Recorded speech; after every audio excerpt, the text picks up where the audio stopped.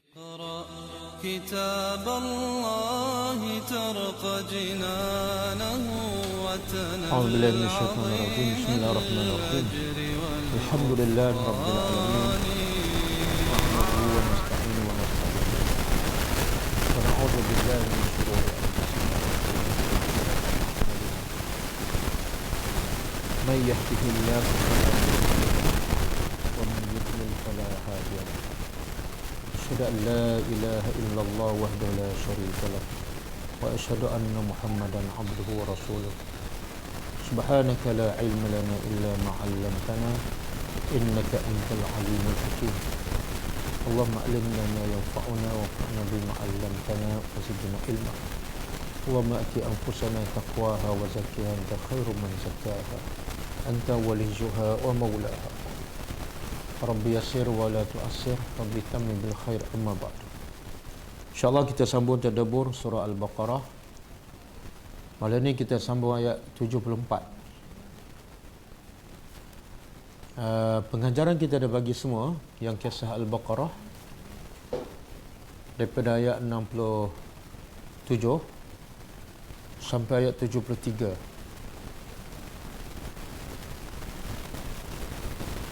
Jadi pengajaran yang paling besar daripada kisah Al-Baqarah ialah bila manusia kenal Allah dan rasa kebesaran Allah, maka dia akan tunduk dan patuh kepada semua perintah Allah dalam apa keadaan sekalipun, walaupun risikonya mati.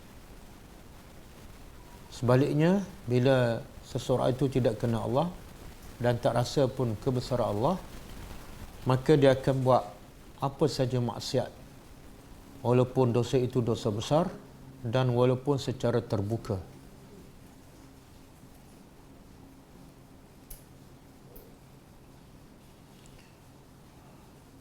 Sebab itulah untuk mewujudkan, untuk membentuk manusia yang berakhlak mulia, yang sentiasa mematuhi perintah Allah, yang pertama adalah dibentuk akidah. Akidah kenal Allah, mentauhidkan Allah, cinta Allah dan patuh. Tapi sebaliknya, kalau dibentuk di peringkat awal ialah mengenali perintah Allah, solat, puasa tanpa mengenali Allah yang nak disembah, maka perintah Allah itu akan diabaikan, akan ditinggal dengan mudah. Kalau dilakukan pun tidak dalam keadaan yang berkesan. Sebab tu kita tengok ramai orang yang pertama tak solat, yang kedua yang solat tapi tak solat juga, iaitu yang solatnya tidak memberi apa-apa kesan, solatnya tidak dapat mencegahnya daripada kemungkaran. Ini yang Allah kata fawailun lil musallin. Semua tu punca ialah tidak kenal Allah, tidak rasa kebesaran Allah. Okey, ayat hari ini Allah nak cerita kesimpulan setelah berlaku berapa peristiwa tu. Tanda-tanda kebesaran Allah, nikmat Allah kepada Bani Israel begitu banyak. Antaranya ialah Allah selamatkan Bani Israel daripada Fir'aun dengan melalui satu mukjizat yang besar depan mata mereka, iaitu laut terbelah, kan? Tapi itu masih tidak menginsafkan mereka. Mereka nampak orang sembah berhala, mereka minta kepada Musa untuk sembah berhala. Kemudian yang kedua, apa dia yang kedua?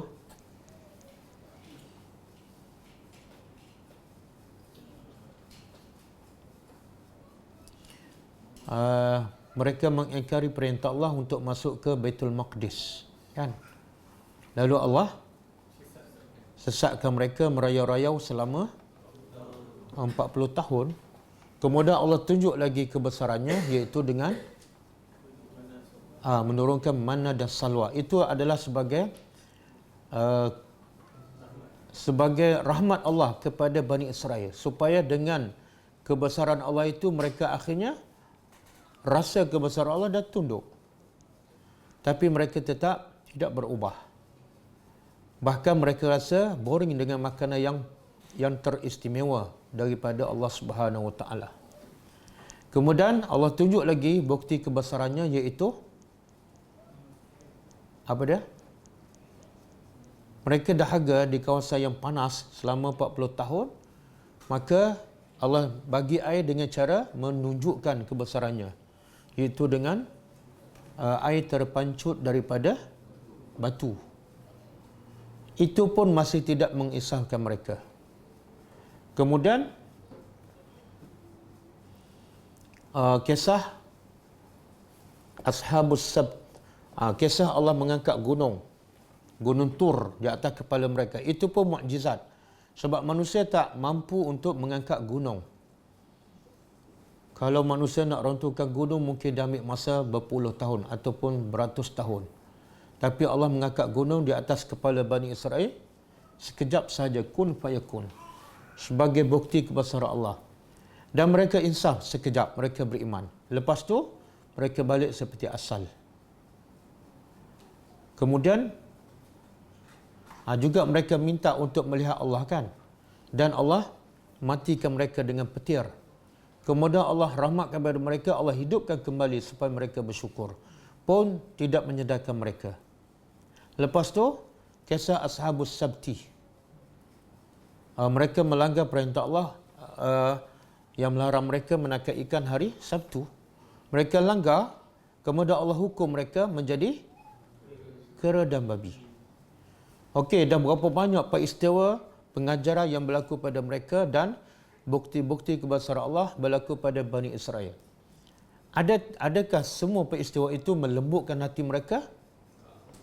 Ayat hari ini. Ayat hari ini menjawab. A'udzubillahi minasyaitonirrajim. Summa, kemudian, qasat. Qasat apa dia? Keras.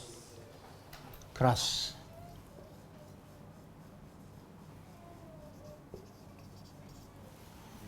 Apa yang keras ni? Qulubukum. Hati-hati kamu. Min ba'di zalik, dari selepas itu. Selepas apa ni? Yang terakhir iaitu sebahagian mereka dijadikan kera dan babi. Yang Bani Israel di zaman itu masih tak berubah, termasuklah Bani Israel Yahudi di zaman Nabi pun tak ambil pengajaran. Maka Allah kata hati kamu selepas itu keras. Apa makna keras? Keras ni ialah sesuatu yang tak boleh ditembusi oleh apa-apa. Maksudnya hidayat tak akan masuk lagi dalam hati mereka. Itu makna keras. Jadi hati yang keras kita tak faham. Sebab hati kita tak nampak kan. Dan kalau kita operate badan kita, keluarkan jantung. Jantung tu keras ke lembut? Lembut kan? Tapi Allah kata keras. Jadi macam mana kita nak faham benda tu lembut, Allah kata keras? Tengok bahasa Al-Quran. Sebab benda tu lembut, tapi Allah kata keras. Allah nak kita faham, Allah buat contoh. Keras macam mana? Fahiya, maka ia kal hijarah, seperti batu. Ini antara gaya bahasa Al-Quran. Benda yang tak nampak, Allah nak suruh kita faham, Allah buat contoh dengan benda yang nampak. Batu nampak tak? Nampak. Jadi batu keras, boleh tak masukkan air ke dalam batu? Tak boleh kan? Jadi Allah nak gambarkan kalau hati keras, hidayat tak akan masuk. Hidayat tak akan masuk. Khatamallahu ala, Allah dah khatam, tutup hati-hati mereka. Au asyaddu qaswah. Au ni jangan terjemah atau. Atau dalam bahasa Melayu apa makna dia? Dia macam ragu-ragu kan? Sama ada hitam ataupun kan? Itu bahasa apa tu? Jadi kalau kita terjemah atau salah. Sebab tak mungkin Allah ragu-ragu. Faham? Jadi au di sini makna paling tepat ialah bal, bahkan. Bahkan. Maka hatinya keras. Seperti apa? Seperti batu, bahkan bahkan lebih keras. Lebih keras daripada batu. Maknanya hati manusia bila keras, batu lebih baik. Macam mana lebih baik tu? Macam mana batu lebih baik? Kalau letak batu sebelah dengan kita sebelah, mana yang bernilai? Ha? Tapi Allah kata batu lebih, hati manusia lebih keras daripada batu.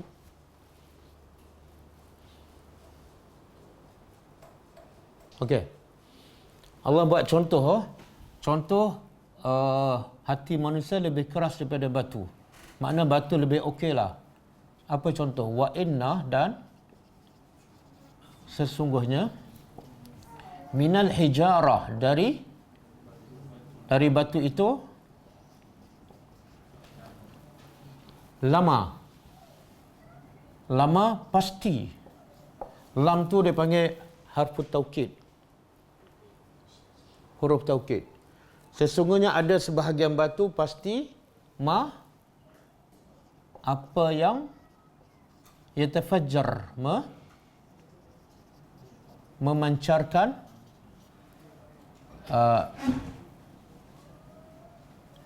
terpancar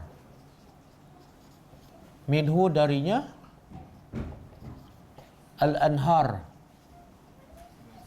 sungai-sungai.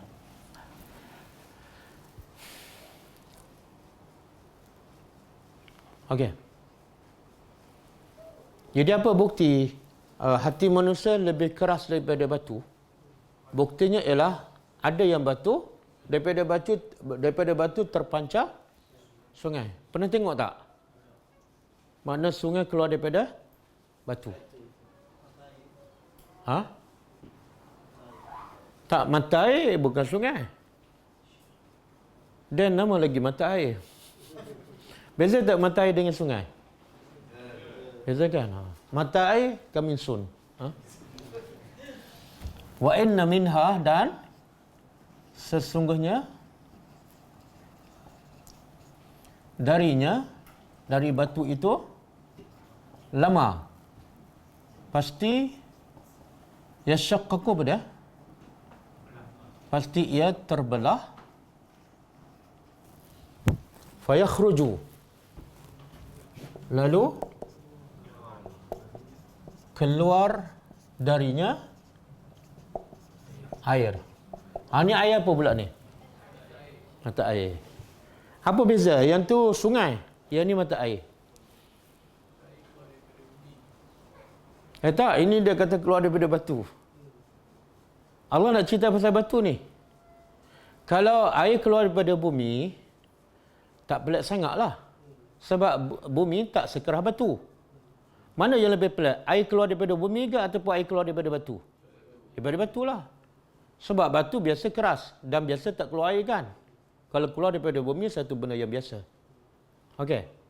Jadi apa beza? Satu, batu terpancar daripadanya sungai. Yang kedua, batu pecah keluar daripadanya mata air. Apa beza antara dua tu? Ya? Mata air daripada tanah. Tapi Allah kata daripada batu. Tak ada, dua-dua daripada batu. Sekarang Allah nak cerita batu ni lebih baik pada hati manusia yang keras. Cuma nak beza antara air dengan sungai. Apa beza? Dia sekali tengok macam sama kan? Tak sama. Okey, bila daripada batu tu keluar sungai, siapa yang dapat manfaat daripada sungai tu? Satu, manusia. Yang kedua, binatang. Yang ketiga, tumbuh-tumbuhan. Kan? Tapi kalau mata air, manfaat dia terbatas. Allah nak bagi apa ni? Sekeras-keras batu, banyak yang dapat manfaat daripadanya bila dia sungai. Dan paling-paling kurang pun batu ada manfaat kalau bukan sungai sekalipun. Mata air kita boleh minum. Mungkin tak boleh siram pokok-pokok sebab dia mata air kan. Mungkin tak boleh bagi minum tumbuhan, tapi paling kurang kita boleh minum. Ada faedah tak? Jadi hati manusia bila keras, siapa yang dapat faedah daripadanya? Tak ada. Kena penampar, kena tengking kan? Kena penjara, kena tangkap, kena bunuh. Tak ada siapa akan dapat manfaat. Ini maksud Allah kata, hati manusia keras sama seperti batu ataupun lebih keras daripada batu. Ataupun wa inna, dan sesungguhnya minha, dari batu juga ada lama. Pasti yahbitu, pasti ia jatuh, min khasyatillah, dari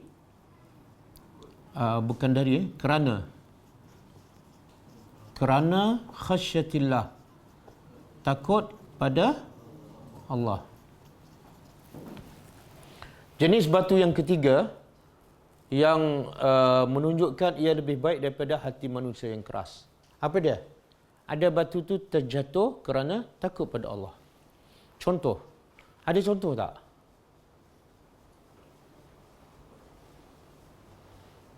Ada ulama mengatakan contohnya ialah sebagaimana Allah sebut dalam surah Al-Hasyr.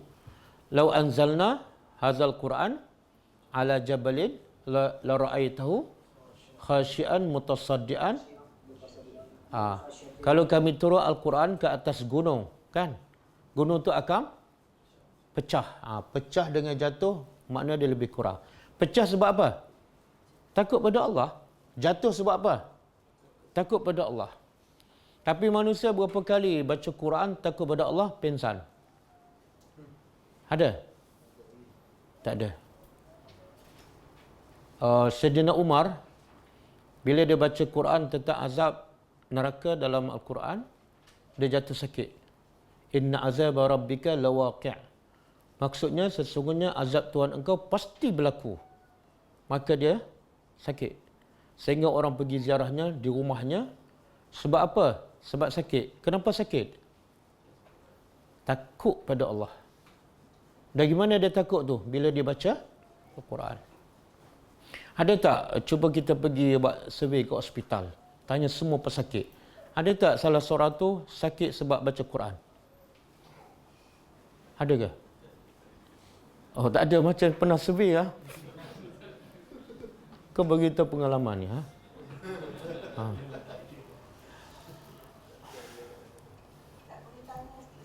Ya? Tentang Omir tu ada minhu, ada minha. Kenapa ada muzakkar, ada muannas tu menggantikan apa tu sebenarnya? Mana ni? Oh.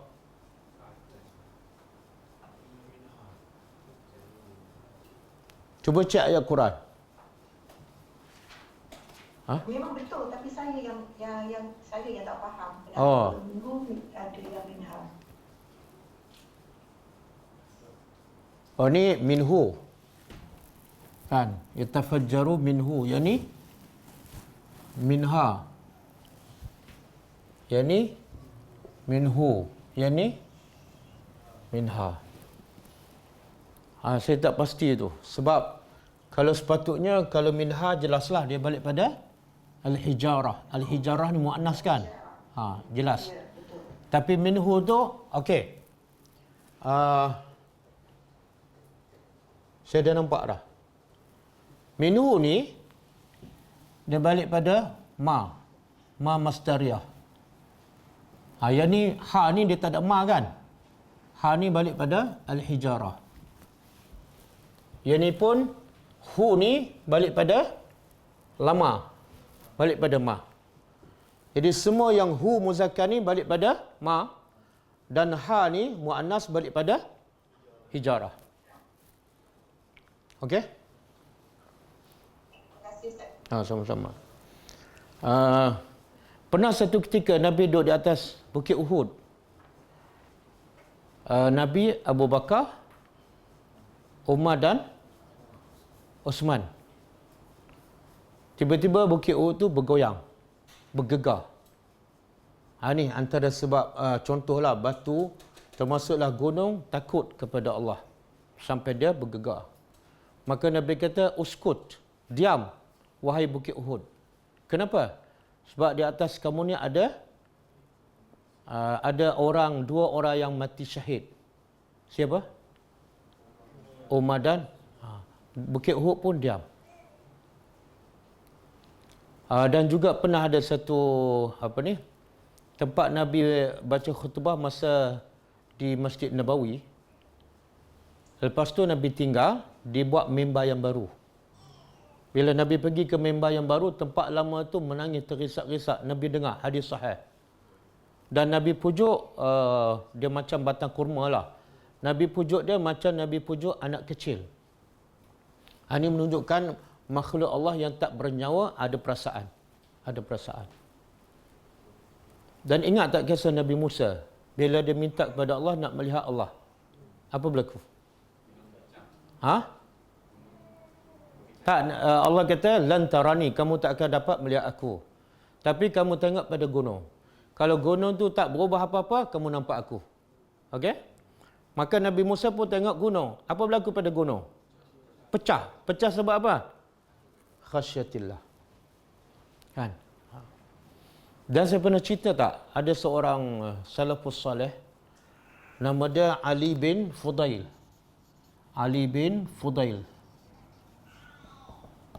bin Iyad. Fudail bin Iyad ni memang terkenal lah dulu. Banyak dia buat dosa lah. Semua dosa, semua jenayah dia buat zaman Abbasiyah. Tapi akhirnya bila dengar surah Al-Hadid ayat 16, dia pun bertobat dan akhirnya dia belajar menjadi ulama besar. Jadi bila dia jadi imam, Ali ni anak dia. Pernah dengar cerita ni? Pernah kan? Jadi kalau Ali mendengar ayat tentang azab neraka, dia boleh menangis, dia boleh pingsan. Jadi bila bapa dia jadi imam, dia akan tengok ada tak anak dia Ali di belakang. Kalau ada, dia tak akan baca ayat pasal azab. Kenapa? Sebab anaknya Ali akan menangis dan mungkin mengganggu. Jadi satu masa, dia tengok macam Ali tak ada, dia pun baca ayat tentang azab neraka dan kebetulan Ali ada masa itu. Apa berlaku? Mula-mula dia menangis, lepas tu dia pingsan, lepas tu dia mati dalam solat. Sebab apa? Khasyatillah. Itu makna hati yang lembut. Okey, kita nak tengok hati kita ni hati yang mana? Hati ada 3 jenis. Jadi lepas ni kita cek muhasabah. Kita masuk kategori hati mana? Qalbun ada 3. 1, qalbun salim. Yang kedua, qalbun qasi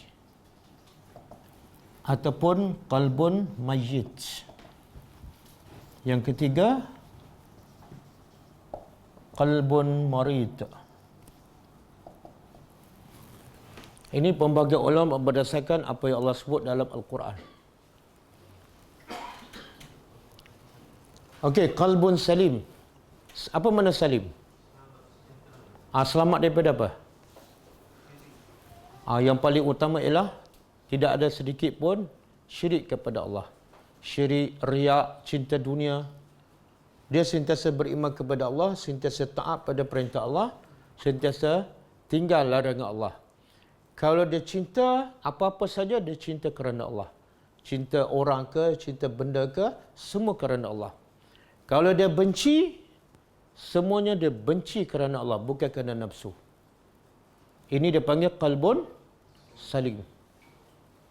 Apa tanda-tanda qalbun salim? Ya? Allah sebut dalam surah Ar-Ra'du ayat 28. Apa dia? Allazina amanu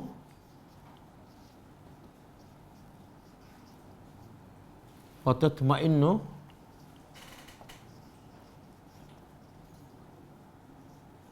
qulubuhum bizikrillah. Ala bizikrillahi tatma'innul qulub.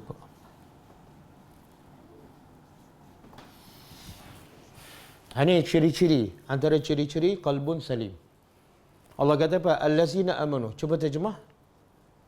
Orang-orang yang beriman. Kemudian wa tatma'innu qulubuhum, dan hati mereka tenang. Tenang, semua mendakwa tenang. Tapi Allah beritahu dia tenang dengan apa? Bizikrillah. Ramai orang tenang tapi bukan dengan zikrullah. Dia tenang dengan apa? Contoh. Dengan bila pergi tepi pantai, tenang aja. Bukan qalbun salim. Bila dapat duit banyak, dia tenang. Bukan qalbun salim. Sebab Allah kata, ala bizikrillah. Hanya dengan zikir pada Allah, hati itu akan menjadi tenang. Hanya dengan zikir. Kalau dia tenang dengan duit, bukan. Kalau tenang dengan anak isteri, bukan. Kalau tenang dengan kekayaan, bukan. Bukan qalbun salim. Boleh. Sebab tu Nabi kata apa? Hubbiba ilayya an-nisa wat-tibu wa ju'ilat qurratu aini fis salah. Aku dijadikan cinta pada wanita, isterilah. Yang kedua, cinta kepada tib, wangian. Tetapi Allah jadikan qurratu aini fis salah. Aku cinta wanita tapi tak betul-betul menyejukkan hati. Aku cinta pada wangian tapi tak menyejukkan hati. Apa yang menyejukkan hati Nabi? Solat. Solat itu antara zikrullah. Jadi kita nak tahu hati kita tenang, hati kita qalbun salim, bila betul-betul kita rasa tenang. Masa makan? Masa dapat duit? Masa kahwin? Masa solat? Yang mana paling tenang? Paling seronok? Kalau boleh tak nak tinggal? Yang mana? Kita tanya Adam. Yang mana Adam paling tenang sekali? Adam kena tambah satu lagi. Main game. Masa solat. Masa makan.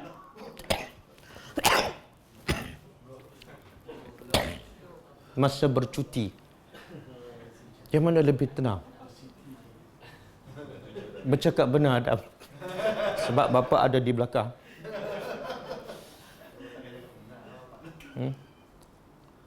Sebenarnya kita boleh tahu kita qalbun salim ataupun tak. Kalau solat tu rasa berat je, kalau zikir tu rasa macam nak habis cepat je kan. Kalau imam baca panjang tu rasa, ya Allah, imam ni tersilap surah ke? Mana bukan qalbun salim. Nabi kata solat tu betul-betul qurratu ain, betul-betul menyejukkan hati. Okey? Dan qalbun salim juga makna apa? Cuba buka surah Az-Zumar ayat 22. Az-Zumar ayat 22.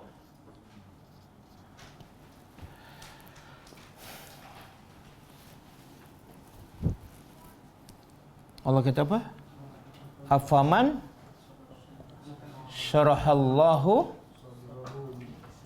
sadrahu lil Islam fahuwa ala nurin min rabbih.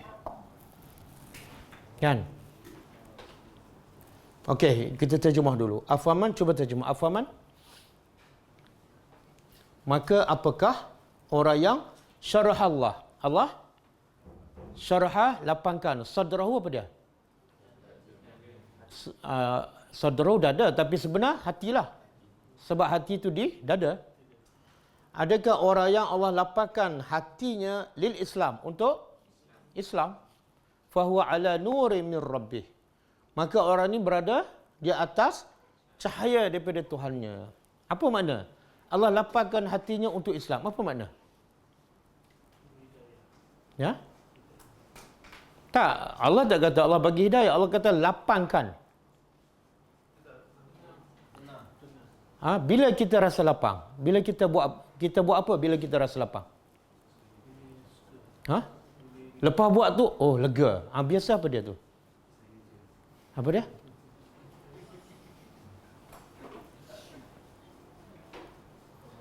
Tengok Allah kata lapang apa dia? Untuk Islam. Subhanallah. Maknanya, bila dengar je perintah Allah, dia rasa lapang je untuk laksanakan. Dan bila dia laksanakan, rasa seronok je. Itu qalbun salim. Boleh?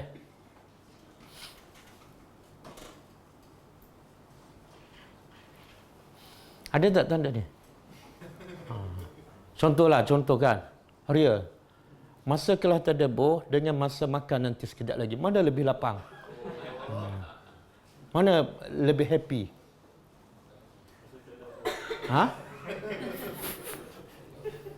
Tak apalah, Tuhan tahu apa dalam hati.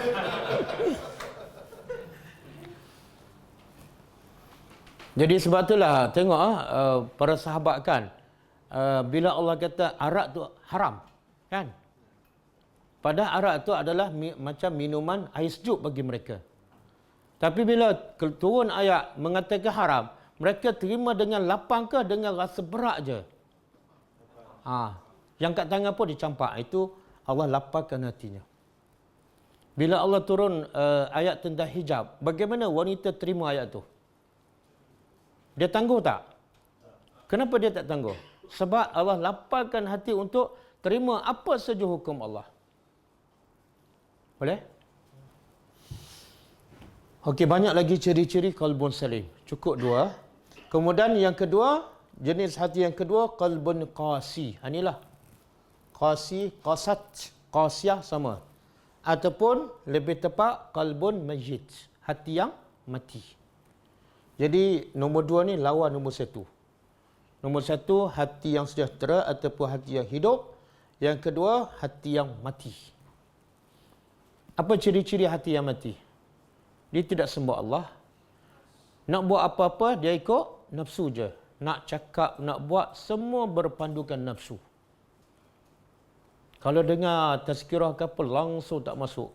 Dan dia tak nak dengar pun. Mana itu hati mati. Biasa siapa ni? Orang kafir. Orang kafir kan?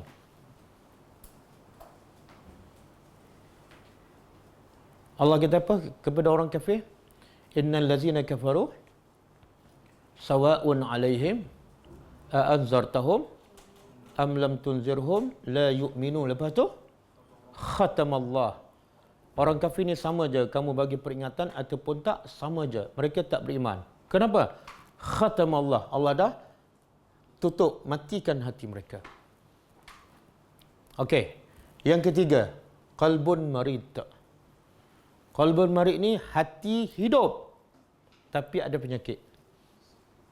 Hidup tapi ada penyakit. Kadang-kadang bersemangat buat ibadat, kadang-kadang lemah. Bila datang penyakit tu, penyakit cinta dunia, dengki kan, maka dia jadi malas. Kadang-kadang dengan tazkirah dia semangat. Jadi hati yang sakit ni bergantung yang mana lebih kuat. Kalau kejahilan lebih kuat, dia akan lebih kepada nombor 2 ni. Kan? Biasanya hati yang ketiga ni, hati orang yang ada sifat munafik. Dia solat, tapi cakap bohong. Itu hati marid. Dia solat, tapi tak tepat janji. Dia dengar Quran, tapi muzik pun dengar juga, bercampur. Ini dia panggil hati ada penyakit. Okey. Jelas tak? Okey, sekarang hati kita yang mana satu?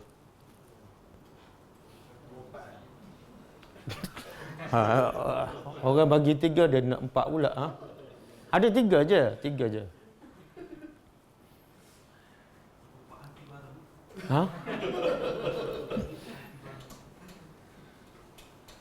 Cukuplah 3 kan? Dia 3 je. Okey. Apa punca hati keras?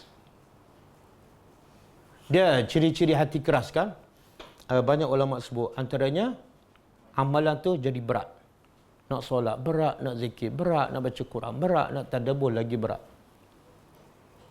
Dan kalau dia dengar tazkirah ke, langsung tak rasa apa-apa. Masuk telinga kanan, keluar telinga kiri. Ataupun masuk telinga kanan, sebelum keluar telinga kiri, keluar balik telinga kanan. Tak sempat keluar telinga kiri. Ini jenis hati mati ataupun hati yang berpenyakit. Okey, apa punca hati keras? Nabi cuba buka surah Al-Ma'idah ayat 13. Surah Al-Ma'idah ayat 13.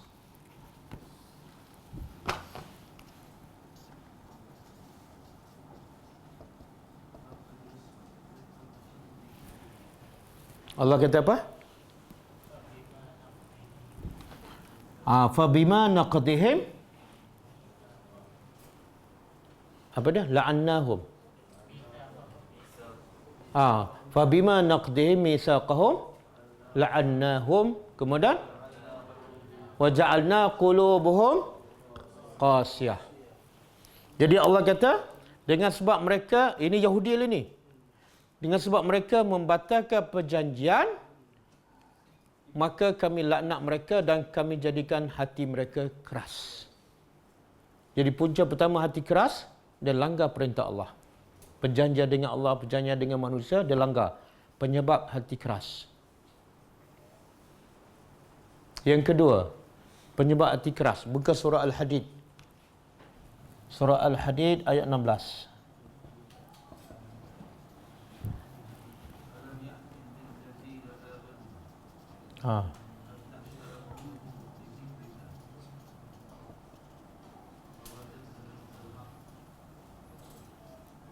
Apa tu?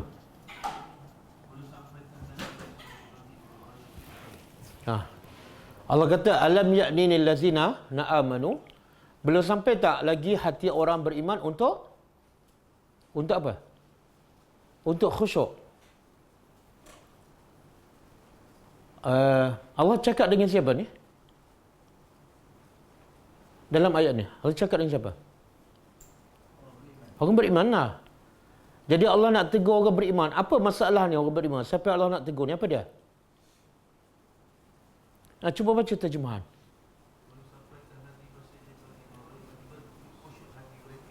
Yelah, apa yang Allah nak tegur? Itu baca terjemahan. Apa yang Allah nak tegur? Kalau baca terjemahan, dia tak rasa ni, dia tak jadi qalbun salim. Dia qalbun marid. Allah nak tegur apa ni? Belum tiba lagi hati orang beriman nak khusyuk bila dengar Quran. Maknanya, ayat ni turun zaman sahabat. Jadi zaman sahabat, dah ada sahabat yang hatinya keras. Iaitu bila baca Quran, bila dengar peringatan, tak khusyuk, tak fokus. Sampai Allah tegur, bila lagi kamu nak khusyuk ni? Asyik dengar, fikiran melayang. Bila lagi nak fokus? Bila lagi nak khusyuk? Bila lagi nak menangis? Lepas tu, Allah larang, jangan jadi seperti, jangan wala takunu kallazina utul kitab. Jangan jadi seperti ahli kitab. Tengok, jangan jadi seperti ahli kitab yang diberi kitab. Ada kitab tak? Ada kitab, tapi akhirnya jadi apa? Fatala alaihimul amad. Tempoh jarak yang lama mereka tak dengar peringatan. Lepas tu kesannya apa? Faqasat qulubuhum, hati mereka jadi keras. Kitab ada tapi tak baca. Kitab ada tapi tak tadabbur. Kitab ada tapi tak ambil pengajaran. Kesannya Allah kata hati mereka akan keras. Jadi punca hati keras yang kedua, lama tak dengar tadabbur Al-Quran. Sebab itulah ulama mengatakan perkara yang paling asas untuk lembutkan hati ataupun hidupkan hati, yang paling asas apa dia? Tadabbur Al-Quran. Tadabbur Al-Quran. Okey.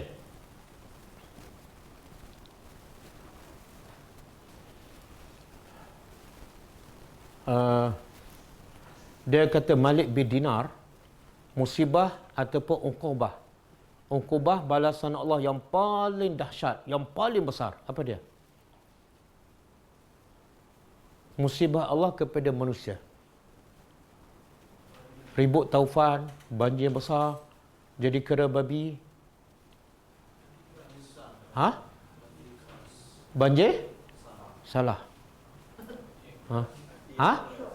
Hati keras. Yalah, tak khusyuk solat tu kesan daripada hati keras. Jadi kata Malik bin Dinar, tidak ada balasan Allah kepada hambanya yang paling dahsyat melainkan hati menjadi keras. Dalilnya buka surah Az-Zumar. Surah Az-Zumar ayat 22 juga tadi. Allah kata apa? Fawailun lil qasiyati qulubuhum, apa dia? Min zikrillah kan? Min zikrillah. Lepas tu ulaika fi dalalin. Subhanallah. Allah kata fawailun. Biasa kita dengar fawailun ni untuk apa? Fawailun likulli humazati. Pencela pengumpat kan? Tapi di sini Allah kata apa? Celaka untuk siapa ni? Hati yang keras. Keras daripada apa? Min zikrillah. Tak nak berzikir pada Allah. Kalau berzikir pun tak rasa apa-apa. Fikiran melayang. Kemudian Allah kata, yang hati keras ni, ulaika fi dhalalim mubin. Mereka itu dalam kesesatan yang ini dalil yang ulama kata musibah yang paling besar, azab yang paling besar Allah kepada manusia bukan tsunami, bukan banjir, bukan petir, tapi hati keras. Dan musibah hati keras ni ada di mana-mana tak? Ada. Waktu ada seorang pemuda yang selalu buat maksiat. Dia pergi tanya Syekh. Dia kata, Tuhan kata kalau melanggar perintah dia, Allah akan hukum, Allah akan turunkan balasan. Tapi saya sihat walafiat. Syekh ni kata, kamu ada baca Quran tak? Itulah hukuman Allah. Kalau kamu ada baca Quran, ada tak menangis ke apa? Tak ada, itulah hukuman Allah. Bila kamu solat khusyuk tak? Tak, itulah hukuman Allah. Mana lebih bahaya, tsunami dengan hati keras? Kenapa?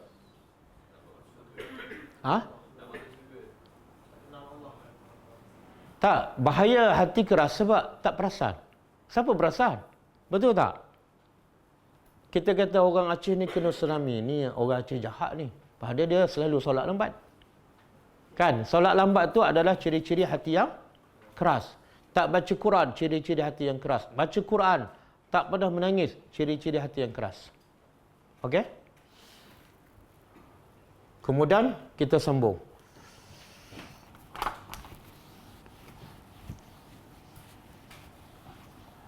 Wa mallahu, dan tidaklah Allah bighafilin. Apa dia? Lalai ataupun lupa. Amma, terhadap apa yang kamu lakukan. Okey, ayat hujung ni apa maksud dia? Apa message yang Allah nak beritahu? Setelah Allah beritahu hati Bani Israel keras, bakal lebih keras daripada batu. Tak ada siapa dapat manfaat daripada dia. Kan? Di hujung Allah kata, Allah tak pernah lupa apa yang kamu lakukan. Apa maksud dia?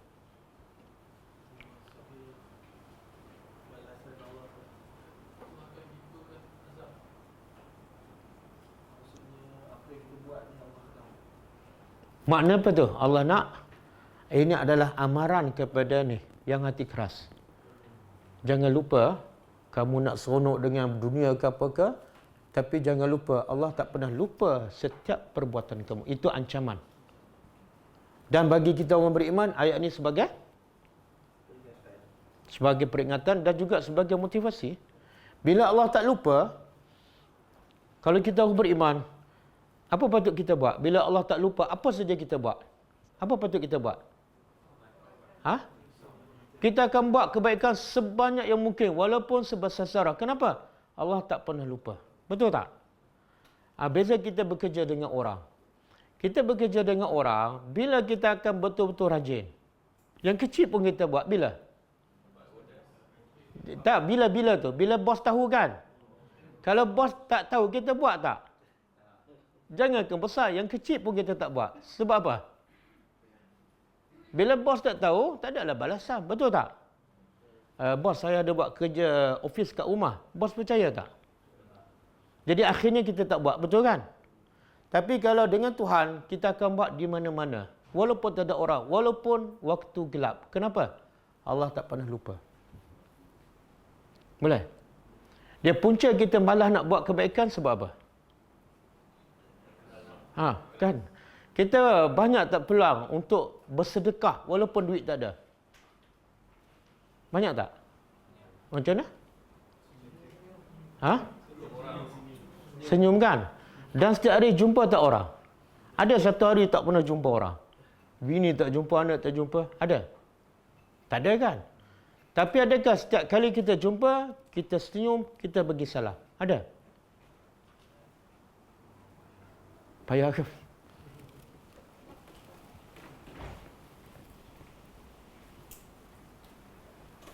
Pasal apa payah? Pasal apa payah? Apa dia? Sebab kita tak yakin Allah sedang melihat. Kalau bos kita kat depan kan, dan bos bagi tahu, buat apa saja, saya akan bagi bonus. Kita rajin tak? Bos ada kat depan tu. Rajin tak? Rajin. Yang kerja tukang cuci pun kita buat kan? Tapi kita tak sama dengan, kita dengan bos, dengan kita dengan Tuhan tak sama. Malas dia kan. Bila ada orang, baru nampak rajin kan? Dia dalam surah At-Talaq, dia kalau kita duduk dekat traffic light kan, ada polis, kita berhenti tak kereta, lampu merah, ada polis tepi, kita berhenti tak? Berhenti. Sebab apa berhenti? Kita nak cepat ni, segi nak bersalin ni. Kenapa berhenti? Sebab kita tahu polis sedang tahu. Kita tahu polis sedang melihat. Satu. Yang kedua, satu lagi sebab menyebabkan kita berhenti. Pada dia kopral je. Sebab dia ada kuasa. Sebab dia ada kuasa. Dua je. Satu tahu, yang kedua, kita akan berhenti. Maka begitu juga kita dengan Allah. Kalau kita betul-betul yakin Allah tahu perbuatan kita, yang kedua, Allah berkuasa, kita tak akan berani buat dosa. Kita tak akan berani.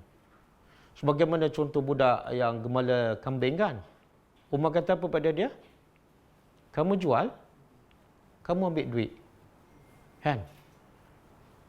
Gembala kambing kata, ini bukan aku punya, ini tuan aku punya. Lah, Umar kata, kamu cakap je kambing dimakan serigala. Duit kamu ambil je lah. Tuan kamu bukan tahu, kambing beratus. Betul juga. Tapi bila aku jumpa Allah, aku nak jawab apa? Tengok. Dia yakin Allah tahu, dia yakin Allah ada kuasa di akhirat besok. Tak jadi. Jadi bila kita yakin Allah tahu, ni Allah tak pernah lupa. Yang kedua, Allah ada kuasa, kita tak akan buat dosa. Dan kita akan sentiasa berlomba untuk buat baik. Jumpa orang je, senyum. Jumpa sampah je, kotek. Tengok selipar berterabur kat luar je, susun. Pernah tak tengok selipar terabur kat luar susun? Ke memang tukang terabur? Kalau mindset kita, ni pahala ni, bulan Ramadan pula, kita pun susun, dapat pahala. Kan? Kita balik rumah kan, biasa tak kita bagi salam pada semua orang? Pada isteri, pada anak kan? Jumpa orang, jarang kita bagi salam. Sebab ni, keyakinan Allah melihat, Allah mencatat, tak betul-betul meresap dalam hati. Okey, kemudian Allah nak tegur Nabi dan para sahabat. Afatatma'una.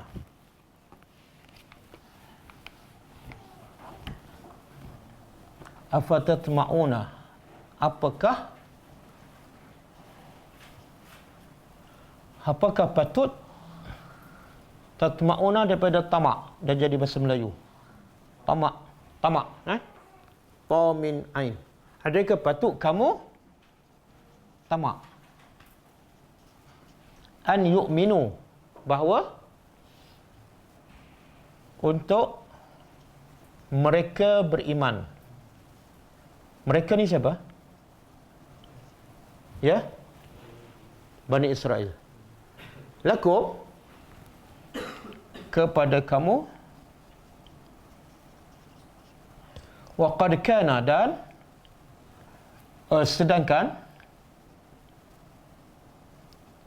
sedangkan adalah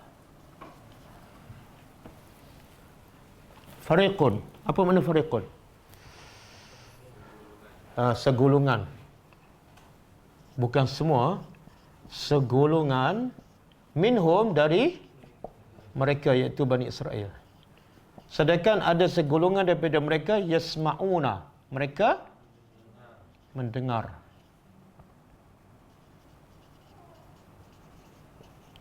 Kalam Allah,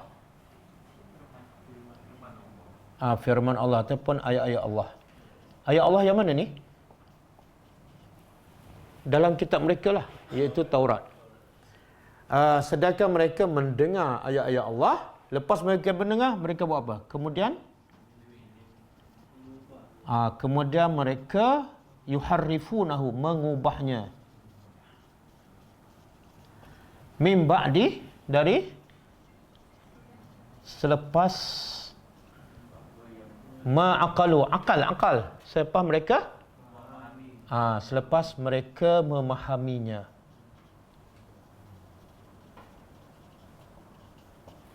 Wahum ya'lamun, sedangkan mereka mengetahui apa ni? Apa yang mereka tahu?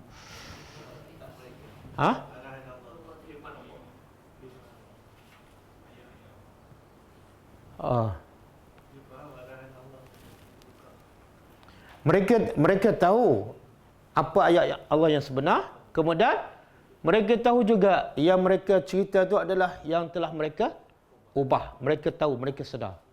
Jadi apa sebenarnya Allah nak bagi tahu ayat ni? Allah nak tegur siapa? Bukan. Apa dia? Allah nak tegur apa kesalahan sahabat? Masih mengharapkan Bani Israel beriman. Bani Israel mana ni? Di Madinah kan. Jadi sahabat ni khususnya orang Ansar. Orang Ansar ni dia ada kerjasama dengan Yahudi di Madinah sebelum Nabi datang ke Madinah. Jadi mereka sangat mengharap Bani Israel akhirnya beriman supaya mereka dapat jalin kerjasama semula dan supaya Bani Israel akhirnya jadi orang beriman. Dan mereka ni bukan setakat nak, tapi lebih pada nak, iaitu tamak. Saya nak tanya, bagus tak kita tamak nak tengok orang kafir masuk Islam? Bagus ke tak? Bagus kan? Kalau bagus, kenapa Allah tegur? Kenapa kamu tamak sangat ni? Kenapa Allah tegur? Kalau Allah tegur sahabat ni makan banyak, okey kan? Ini tamak nak orang beriman.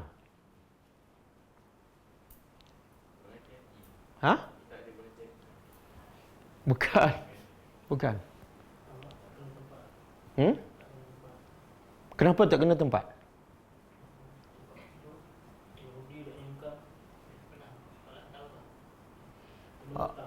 Sebab Allah bagi tahu sebab tak? Sebab kamu tak patut tamak. Apa sebabnya? Mereka dah baca kitab Allah. Yang kedua, mereka faham. Yang ketiga, mereka ubah. Yang keempat, mereka sedar apa yang mereka ubah tu salah. Orang macam ni kamu nak tamak lagi. Jangan buang masa. Makna tahap jahat dia tu dah. Sekarang kita belum berdakwah apa-apa lagi pun. Jangan dok. Oh, jangan tamaklah, cukuplah orang Yahudi. Berapa kali dah berdakwah. Nabi dan sahabat berdakwah siang malam tak pada orang Yahudi di Madinah? Ya, ya. Jadi Allah tegur, sifat ni sifat baik tak? Sifat baik, tapi tak kena tempat. Dia analogi macam ni. Ada dua anak. Satu anak, mak suruh kemas bilik. Satu lagi anak, mak suruh kemas dapur. Kan? Yang suruh kemas bilik ni, dia kemas sampai di luar, sampai kat gate luar. Kan? Yang kemas dapur, dia tak buat kerja. Dua-dua mak marah. Dua-dua mak marah.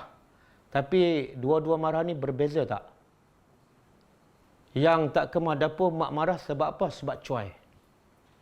Yang satu lagi, mak suruh kemas bilik, tapi dia kemas semua sekali sampai halaman rumah. Mak marah juga, bukan sebab cuai. Sebab? Sebab mak sayang pada ni. Cukup-cukuplah tu. Kamu dah buat yang aku suruh kan? Begitulah Allah sayang Nabi dan sahabat. Cukuplah. Kamu dah buat yang terbaik. Boleh faham? Jadi orang macam kita, Allah tegur tak? Janganlah tamak. Tegur tak?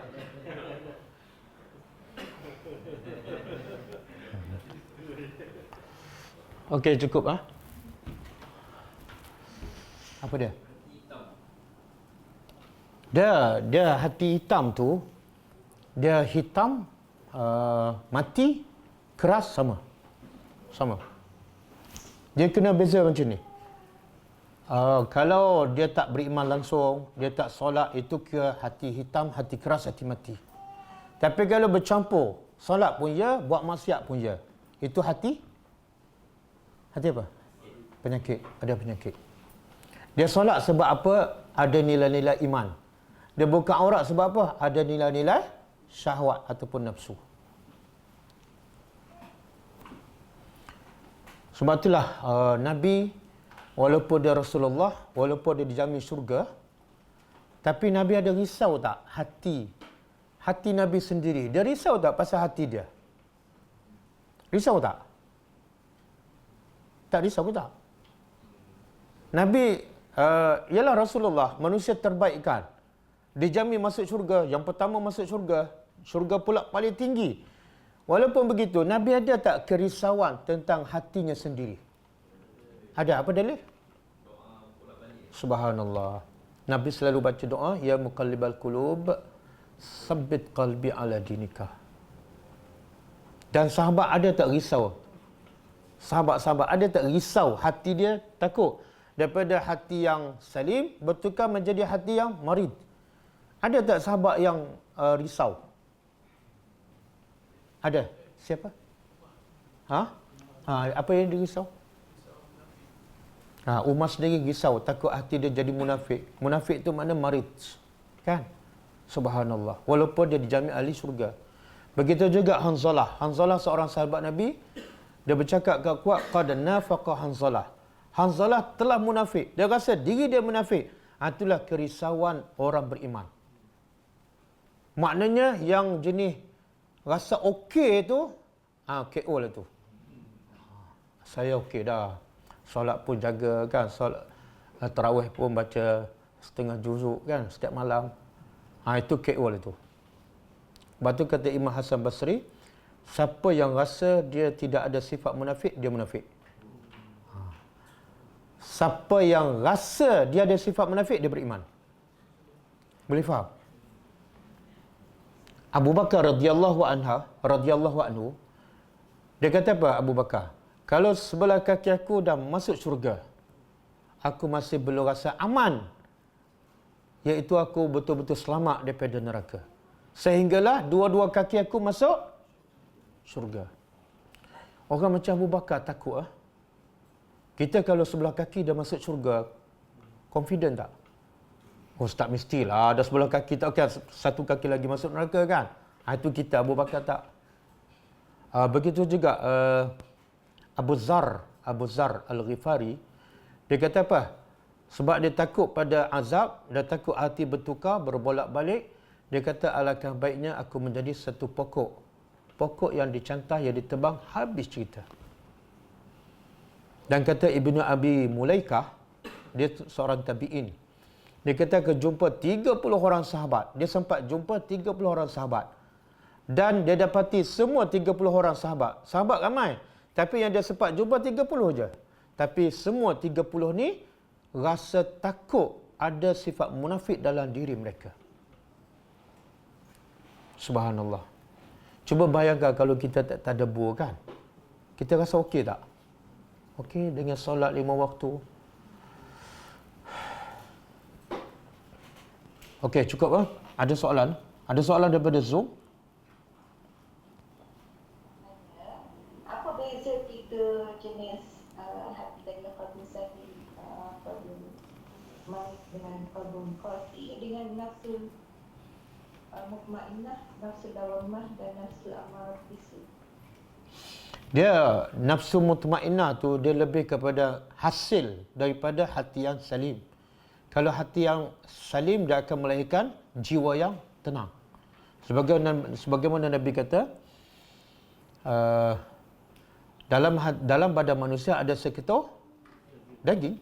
Kalau seketul daging, itu hati itu adalah baik, seluruh anggotanya akan jadi baik. Seluruh anggotanya akan jadi tenang. Mulutnya tak celupar kan. Dia boleh tahan marah dia, boleh kontrol. Ada musibah pun dia tenang, dia redha, dia syukur. Jadi nafsu tu lebih kepada hasil daripada hati.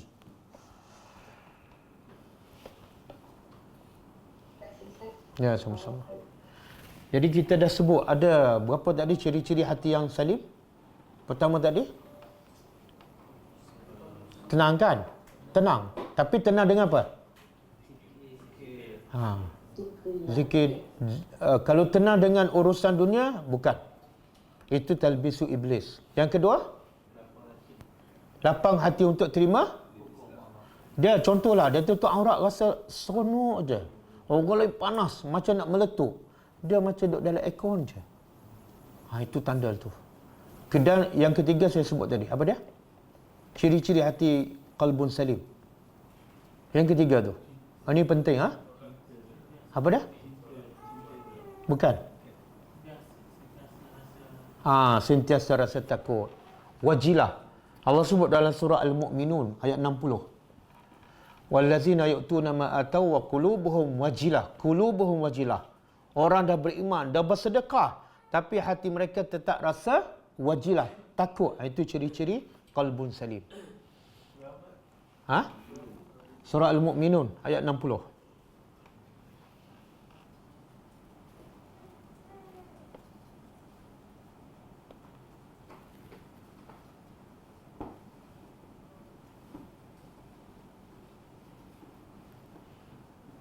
Ada soalan lagi daripada Zoom? Bagaimana Nabi Ruqyah dengan surah Al-Baqarah? Kenapa syaitan lari daripada surah ini berbanding surah lain? Kenapa syaitan lari daripada surah Al-Baqarah? Wallahu alam, dalam hadis tak sebut.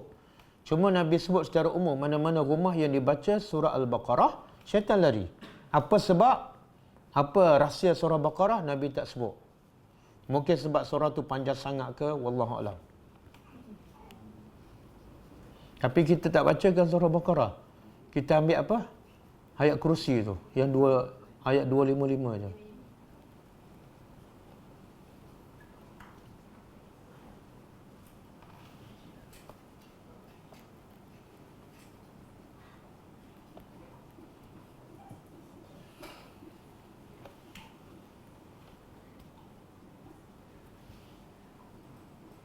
Ada soalan lagi?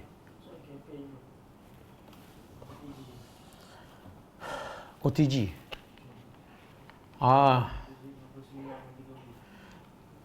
Kita dah lancar yang terbaru lah, tapi kita dah lancar sebelum ni, iaitu OTG untuk juzuk 29.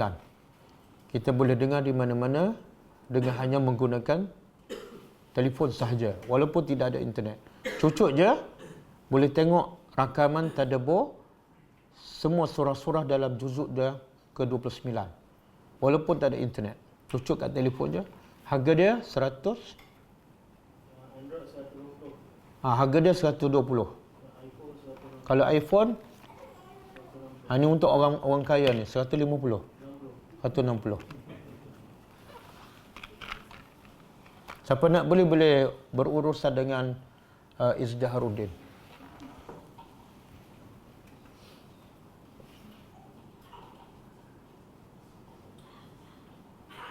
Tak ada? Tak ada soalan? Tak ada? Kalau tak ada, cukup setakat ni. Dan saya pastikan lepas ni kita masa makan jangan lebih suka daripada masa kelas tadabbur.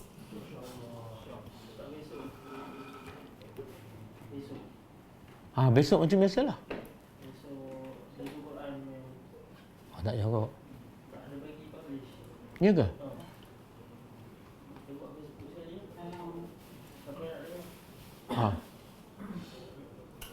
Nak panggil apa? Program apa? Besok ada program khas dengan pelajar UniKL sebelum berbuka antara pukul 6 petang hingga pukul 7. Jadi kita akan buat live. Kemudian kelas malam besok macam biasa. Kita tutup dengan membaca tasbih kafarah. Subhanakallahumma wa bihamdika asyhadu an la ilaha illa anta astaghfiruka wa atubu ilaik. Assalamualaikum warahmatullahi wabarakatuh. اقرأ كتاب الله ترق جنانه وتنل عظيم الأجر والغفران.